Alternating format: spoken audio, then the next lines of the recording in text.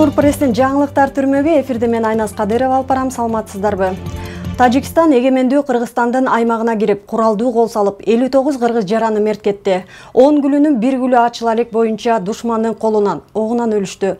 Алардын артында балдары, ата-энеси, калдайган калың эл калды. Өлкө аймагына курал менен кирип, жарандардын өмүрүн алып, инфраструктураны болушунча талкалап, өрттөгөн аз келгенсип, мыкаачылык менен өлтүрүлгөн адамдардын сөөктөрүн каалагандай калчап, шылдыңдап кескилешкен. Бул айвандан аң сезими менен өзгөчөлөнгөн адам кыла турган ишпи?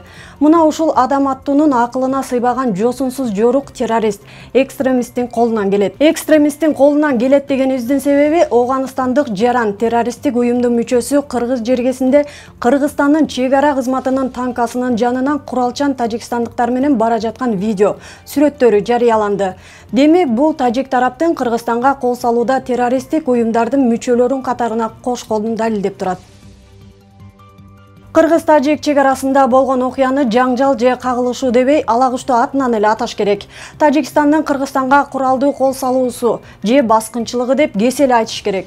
Алар биздин өлкөнүн чегине кирип, ал тургай айылды басып алып, өз желегин өздөрү өрттөп жиберген, мектепке илгени, биздин өлкөнүн аймагында куралын көтөрүп, ээн эркин жүргөнүн тастыктай турган видео, фото материалдар көп. Ал тургай кыргыз журналисттери спутник аркылуу коңшулар биздин мекенге кирип, койнундагы котур ташын чыгарганын далилдеп коюшту.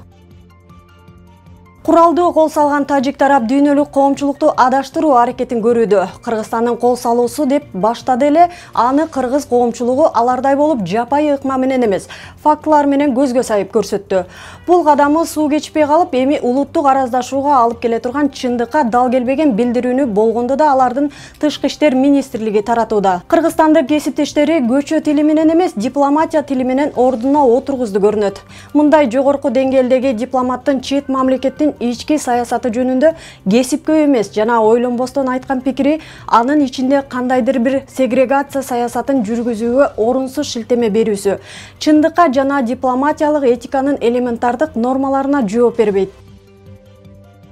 Чындыкка дал келбеген, бурмаланган жана жалган маалыматтардын жыйындысы болгон ачыктан ачык чагымчыл билдирүүлөр ырастоону талап кылбаган бүтүм катары берилүүдө. Тажикстандын дипломаттарынын олдоксон жана эпсиз аракеттерине карабастан, эл аралык укуктун фундаменталдык принциптерин жана нормаларын бузуу менен Кыргыз Республикасына каршы гумандуулукка жатпаган куралдуу агрессиясы факт бойдон калууда деп биздин министрлик тажикстандык кесиптешине жогорку дипломатиянын үлгүсүн көрсөттү.